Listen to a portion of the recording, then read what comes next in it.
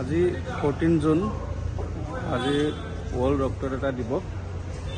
আজি আমি Jorhat greater Jorhat Lions blood বেংকে নাজিৰাৰ শ্ৰীমন্ত শংকৰদেৱ সংঘৰ সেৱা বাহিনীৰ উদ্যোগত আমি এটা কেম্প কৰিবলৈ আহিছোঁ। আচলতে এইটো এটা ব্লাড ৰক্তদান দিৱসৰ লগতে এটা এৱাৰনেছ কেম্পো হৈছে। আমাৰ বহুতখিনি মানুহে এতিয়াও ভাবে যে আমি ব্লাড এটা দি দিলে আমি দুৰ্বল হৈ যাম নেকি বা মই ব্লাড দিব পাৰিম জানো, তেনেকুৱা কিছুমান বহুখিনি প্ৰশ্ন আহি পৰে। আমি এইডছ কণ্ট্ৰলৰ আমাৰ ব্লাড বেংকৰ পৰিচালনা কৰা নেশ্যনেল এইডছ কণ্ট্ৰল অৰ্গেনাইজেশ্যন তাৰ পৰা আমাৰ কিছুমান গাইডলাইন দিছে যে এজন কোনসকল ডনাৰে ব্লাড ডনেট কৰিব পাৰে। তাৰে কিছুমান নিয়মাৱলী আছে। বয়স সাধাৰণতে 18 পৰা 65 বছৰৰ ভিতৰত এজন ডনাৰে ব্লাড দিব পাৰে আৰু তেখেতৰ ৱেইট মিনিমাম 45 কেজি হ'ব লাগিব। পুৰুষ মহিলা উভয়ে ডনেট কৰিব পাৰে, ইয়াৰ কোনো বাধা নাই। আৰু হিমোগ্লোবিন 12.5 মিনিমাম হ'ব লাগে।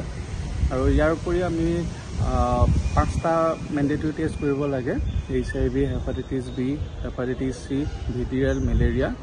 আৰু এইকেইটা টেষ্ট কৰাৰ পিছত যদিহে ব্লাডটো চব ঠিকেই থাকে, আমি এজন পেচেণ্টৰ গালৈ আমি ব্লাডটো ট্ৰেন্সফিউজ কৰিবলৈ আমি আগবঢ়াই দিব পাৰোঁ। সেই সময়ত যদি কোনোবা ব্যক্তি ধৰি লওক জ্বৰত আক্ৰান্ত হৈছে বা কিবা অসুখত আক্ৰান্ত হৈ আছে, আচ্ছা, ভাইৰেল ফিভাৰ, তেনেকুৱা ব্যক্তি দিব পাৰে। ভাইৰেল ফিভাৰ হৈ থাকিলে আমি ব্লাডটো কালেক্ট কৰিব নোৱাৰোঁ, বা যদি তেখেতে এণ্টিবায়'টিক টেবলেট খাই আছে বা মেডিকেশ্যনত থাকিলে, হয়, কিবা বিষৰ পেইন কিলাৰ খাই আছে, তেওঁ 72 ঘণ্টালৈকে ব্লাড দিব নোৱাৰে। আৰু এবাৰ ব্লাড দিয়াৰ পিছত আকৌ ব্লাড দিয়াৰ পিছত 3 মাহৰ পিছত আকৌ ব্লাড দিব পাৰে। কথাটো এনেকুৱা ধৰণৰ যে আচলতে আমাৰ যোনটো ব্লাডৰ কম্পনেণ্ট থাকে, এটা ৰেড ব্লাড চেল আৰু WBC। আমাৰ ৰেড ব্লাড চেলটোৰ লাইফ স্পেন, তেওঁলোকৰ আয়ু সীমা হৈছে 120 দিন। 120 দিনৰ ভিতৰত তেওঁ ব্লাড দিয়ক বা নিদিয়ক, নিজে নিজে আমাৰ চেলসমূহ ধ্বংস হৈ যায়। আৰু সেইটো কাৰণে 120 দিনৰ মূৰে মূৰে আমি ব্লাড দিলেও কোনো প্ৰয়োজন মানে একো অসুবিধা নহয়। গতিকে এজন ব্লাড এটা দিয়াই ভাল তাতকৈ এনেই ধ্বংস হৈ যোৱাতকৈ।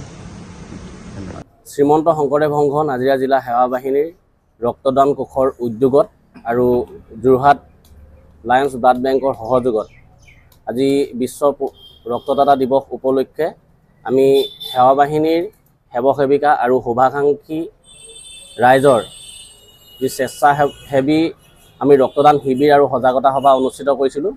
আৰু আমি যথেষ্ট আজি সুফল লাভ কৰিছোঁ। আমাৰ ইতিমধ্যে প্ৰায় আমাৰ 40জনমান ৰক্তদাতাই ৰক্তদান কৰিছে আৰু আমাৰ ৰক্তদাতা আহি আছে।